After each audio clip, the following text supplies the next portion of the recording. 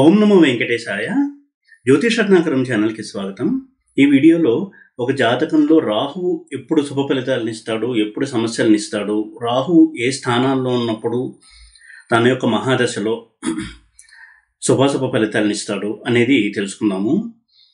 అన్ని ప్లానెట్స్లోకి ఎక్కువగా mystic planet అనేది రాహువు. అంటే రాహువు ఇచ్చేటువంటి ఫలితాలు అంతు చిక్కనటువంటి ఫలితాలు.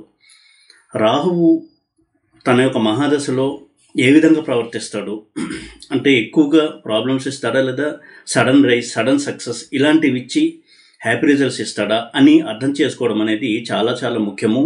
ప్రధానంగా రాహు యొక్క మహాదశ కనుక నడుస్తూ ఉన్నట్లయితే. ఎందుకంటే సాధారణంగా రాహు మహాదశ అనగానే భయపడుతూ ఉంటారు, కానీ రాహువు కూడా చాలా అద్భుతమైనటువంటి యోగాలను ఇచ్చేటువంటి ప్లానెట్, చాలా మంచి రిజల్ట్స్ని ఇచ్చేటువంటి ప్లానెట్. అదేవిధంగా అనుకోని కష్టాలని, ఆకస్మిక నష్టాలని, ధన నష్టాలను కావచ్చు, వ్యాపార నష్టాలను కూడా ఇచ్చేటువంటి ప్లానెట్ రాహువు. రాహు గురించి ఇంతకుముందు కూడా నేను చాలా వీడియోలు చేయడం జరిగింది.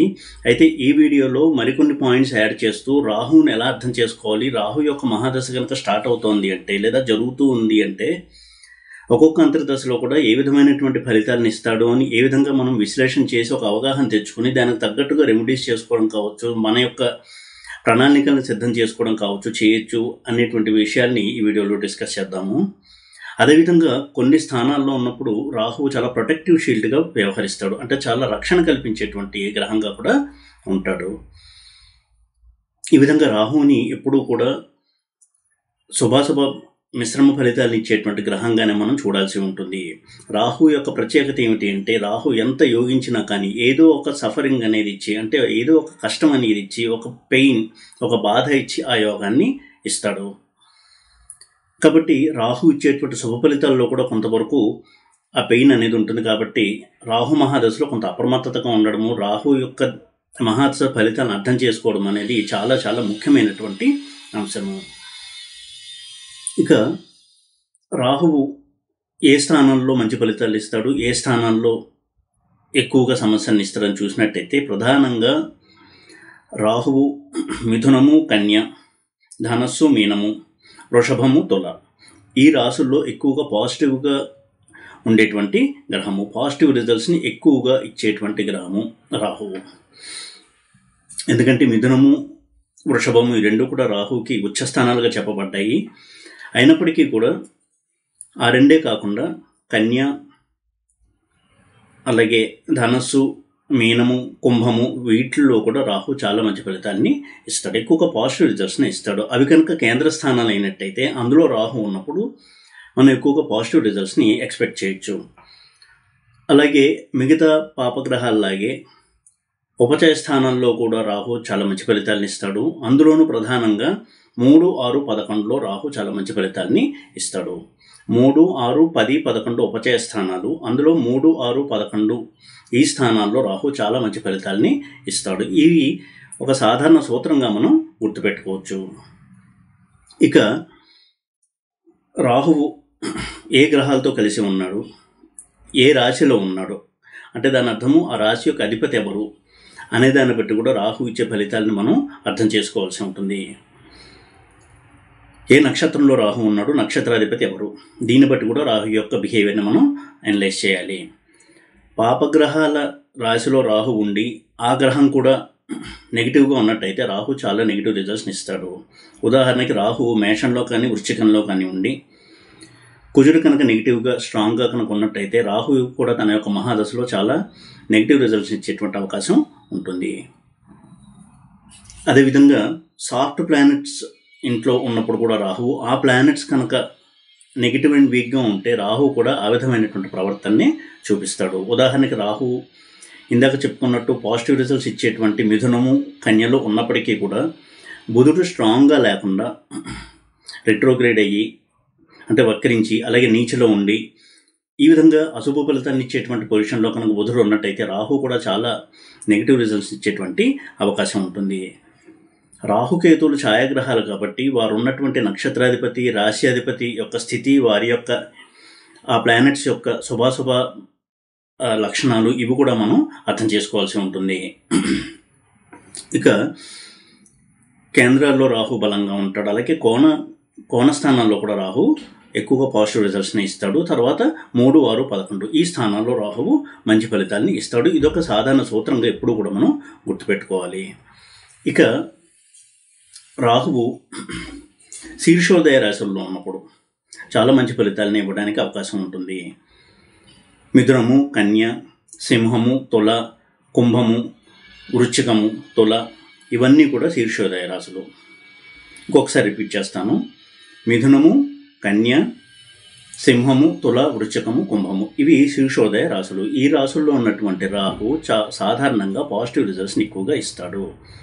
అవి దుస్థానాలు అయినప్పటికీ కూడా రాహువు కష్టాన్ని ఇస్తూ కూడా ఒక యోగాన్ని కలిగించేటువంటి స్థితిలో ఉంటాడు ఈ రాశిలో కనుక ఉన్నట్టయితే. ఇది కూడా మనం గమనించాలి అనాలిసిస్ చేసేటప్పుడు రాహు యొక్క విషయంలో. ముఖ్యంగా రాహు మహాదశ నడుస్తోంది లేదా స్టార్ట్ అవబోతోంది త్వరలో అన్నప్పుడు ఇటువంటి అనాలిసిస్ కొంత చేసుకోవడం అనేది చాలా మంచిది. ఈ శీర్షోదయ రాశుల్లో ఉన్నప్పుడు రాహు ప్రొటెక్టివ్ షీల్డ్గా వ్యవహరిస్తాడు. ఉదాహరణకి ఇందాక చెప్పినటువంటి రాశులు దుస్థానాలు అయినప్పటికీ కూడా అందులో కనుక రాహు ఉన్నట్టయితే ఒక కష్టం వచ్చినా కానీ దాని నుంచి బయటపడేసేటువంటి సామర్థ్యం కలిగి ఉంటాడు రాహువు. రక్షణను కల్పిస్తాడు జాతకుడికి. అంటే ఒక పెద్ద డిసీజ్ వచ్చినా కానీ దాని నుంచి బయటపడేలాగా ఒక ట్రీట్మెంట్ దొరికి, ఒక డాక్టర్ దొరికి మంచి ట్రీట్మెంట్ ద్వారా దాని నుంచి పర్మనెంట్గా బయటపడేటువంటి అవకాశాన్ని కల్పిస్తాడు రాహువు ఇటువంటి శీర్షోదయ రాశిలో కనుక ఉన్నట్లయితే. ఇక రాహువు ఒక్కొక్క గ్రహం యొక్క కలయిక లేదా ఒక్కొక్క గ్రహం రాహు యొక్క అంతర్దశలో నడుస్తున్నప్పుడు కూడా ఫలితాలు అనేవి మారుతూ ఉంటాయి. రాహు మహాదశలో ఏ గ్రహం యొక్క అంతర్దశ నడుస్తోంది అనే దాన్ని బట్టి కూడా రిజల్ట్స్ మనం చూడాల్సి ఉంటుంది. కొన్ని గ్రహాల అంతర్దశలో రాహు చాలా మంచి ఫలితాలను ఇస్తాడు. కొన్ని గ్రహాల అంతర్దశలు చాలా ఇబ్బందులను కలుగజేస్తుంది రాహు యొక్క మహాదశలో. ఇది కూడా ఒక ఐడియా పెట్టుకోవడం అనేది చాలా మంచిది. ఉదాహరణకి రాహులో రవి, ఇది పాజిటివ్ నెగిటివ్ రెండు రిజల్ట్స్ని ఇచ్చేటువంటి దశ అంతర్దశ. రాహు మహాదశలో రవి అంతర్దశ నడుస్తున్నప్పుడు సాధారణంగా అధికారంలో కొంత కష్టాలు రావడము, వారు చేస్తున్నటువంటి జాబ్లో వారి యొక్క పొజిషన్కి భంగం కలిగేలా కొన్ని సంఘటనలు జరగడము, అపనిందలు పాల్గొనడము, ఒక్కోసారి శిక్షణ అనుభవించాల్సి రావడము, ఇది నెగిటివ్ సైడ్ అయితే. పాజిటివ్ సైడ్ చూసినట్టయితే సడన్గా సక్సెస్ రావడము, పొలిటికల్ పవర్ రావడము ఇటువంటివి కూడా ఇస్తాడు రాహువు రవి యొక్క అంతర్దశ నడుస్తున్నప్పుడు. అలాగే రాహులో చంద్రలో మానసిక సమస్యలు, ఎక్కువ డిప్రెషను, అనవసరంగా భయపడుతూ ఉండడము, చిన్న విషయాన్ని కూడా ఎక్కువగా ఆలోచించి భయపడము ఇటువంటి రిజల్ట్స్ని ఇస్తాడు రాహువు. కుజుడి యొక్క అంతర్దశలో రాహు మహాదశలో కుజ అంతర్దశ ఎలా ఉంటుంది అని కనుక చూసినట్టయితే కొంతవరకు ఘర్షణ వాతావరణము, ఏ స్థానంలో అయితే కుజుడు రాహు ఉంటారో దాన్ని బట్టి ఆ ఘర్షణ వైఖరి అనేది ఉంటుంది. ముఖ్యంగా సప్తమ స్థానంలో కనుక ఉన్నట్టయితే వారికి మ్యారీడ్ లైఫ్లో డిస్టర్బెన్సెస్ అనేవి ఎక్కువ ఉంటాయి. అలాగే ప్రతి చిన్న విషయానికి కూడా ఉద్రేకపడటము, ఘర్షణ వైఖరి, ఉద్యోగంలో కూడా అధికారులతో ఘర్షణ, కొలీగ్స్తో ఘర్షణ, ఈ విధంగా కొంతవరకు మనశ్శాంతి తక్కువగా ఉండడము, అపనింద మూట కట్టుకోవడము, తన దగ్గరైన వారు కూడా తనకు దూరంగా వెళ్తూ ఉండడము, మిత్రులు కూడా దూరం అవుతూ ఉండడము ఇటువంటి వాతావరణాన్ని కల్పిస్తాడు. రాహులో బుధ, ఇది ఎప్పుడు కూడా మనం కేర్ఫుల్గా స్టడీ చేయాల్సినటువంటి ఒక కాంబినేషను. రాహు మహాదశలో బుధ అంతర్దశ నడిచేటప్పుడు సాధారణంగా జాబ్లో ఉన్న వాళ్ళు జాబ్ని కోల్పోవడము, బిజినెస్లో కూడా అనుకోని నష్టము, అనూహ్యమైనటువంటి నష్టము, అంటే వారు అటువంటి నష్టం జరుగుతుందని ఊహించినప్పటికీ కూడా వారు దాన్ని తట్టుకోలేని విధంగా ఒక నష్టం రావడము, ఆర్థికంగా వ్యాపారపరంగా ఇటువంటి ఫలితాలను ఇస్తాడు రాహువు.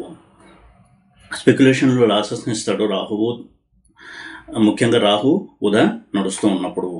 ఈ విషయాన్ని కొంచెం గమనించుకుని స్పెక్యులేషన్ విషయంలో హెవీ ఇన్వెస్ట్మెంట్ చేయకుండా ఉండడం అనేది చాలా మంచిది. బుధుడు చాలా స్ట్రాంగ్గా ఉండి మంచి యోగంలో ఉన్నప్పుడు మాత్రమే రాహులో బుధలో స్పెక్యులేషన్, లాటరీ, గ్యాంబ్లింగ్ ఇలాంటివి యోగిస్తాయి. అలా కానప్పుడు బుధుడు ఉదాహరణకి వక్రించున్న, నీచలో ఉన్న రాహు యొక్క మహాదశలో, బుధ అంతర్దశలో స్పెక్యులేషన్ విషయంలో, లాటరీస్, గ్యాంబ్లింగ్ ఇలాంటి వాటిలో చాలా జాగ్రత్తగా ఉండడం అనేది చెప్పదగినటువంటి సూచన. ఇక రాహులో గురువు విషయానికి వచ్చినట్టయితే సాధారణంగా రాహు మహాదశలో గురువు అంతర్దశ చాలా మంచి ఫలితాలను ఇస్తుంది. ఎందుకంటే గురువుతో కలిసిన రాహువు, గురువుతో రిలేషన్ ఉన్నటువంటి రాహువు మంచి రిజల్ట్స్ని ఎక్కువగా ఇవ్వడానికి ప్రయత్నిస్తాడు. ఎందుకంటే దేవగురువు అయినటువంటి బృహస్పతి అంటే రాహువుకి చాలా గౌరవం కాబట్టి రాహువు గురువు కాంబినేషన్లో సాధారణంగా పాజిటివ్ రిజల్ట్సే ఉంటాయి. ఎడ్యుకేషన్ టైంలో కనుక రన్ అవుతున్నట్టయితే హైయర్ ఎడ్యుకేషన్, ఫారిన్లో హైయర్ ఎడ్యుకేషన్ ఇలాంటివన్నీ కూడా ఇచ్చేటువంటి అవకాశం ఉంటుంది. ఫారిన్ ల్యాండ్లో సెటిల్మెంట్కి చాలా మంచిది ఇటువంటి కాంబినేషను.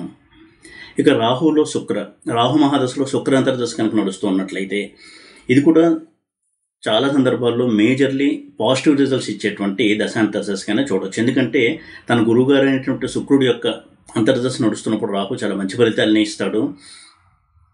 లగ్జరీస్ అనేవి ఉంటాయి, భోగాలు అనేవి వస్తాయి. వారు ఏ స్థితిలో ఉన్నా కానీ వారి స్థితికి అనుగుణంగా లగ్జూరియస్ లైఫ్, కంఫర్ట్స్ అనుభవిస్తూ హ్యాపీగా గడవడానికి వీలుంటుంది. అయితే మ్యారిటల్ డిస్టర్బెన్సెస్ కొన్ని ఉండేటువంటి అవకాశం ఉంటుంది. లవ్ అఫైర్స్ ఫెయిల్ అవ్వడము, లవ్ ఫెయిల్యూర్స్ వల్ల మానసికంగా కొంత కృంగిపోవడము ఇటువంటి సంఘటనలు కూడా జరిగేటువంటి అవకాశం ఉంటుంది. అయితే శుక్రుడు బాగా పాడైనప్పుడు రాహు యొక్క మహాదశలో శుక్ర అంతర్దశ కనుక నడుస్తూ ఉన్నట్లయితే అడిక్షన్స్కి గురవడము, డ్రగ్ అడిక్షన్ కావచ్చు, తాగుడు కావచ్చు, ఎక్స్ట్రా మ్యారిటల్ అఫైర్స్ ఇటువంటి వాటికి గురవడము, అలాంటి వాటికి ఆస్కారం అనేది ఎక్కువగా ఉంటుంది.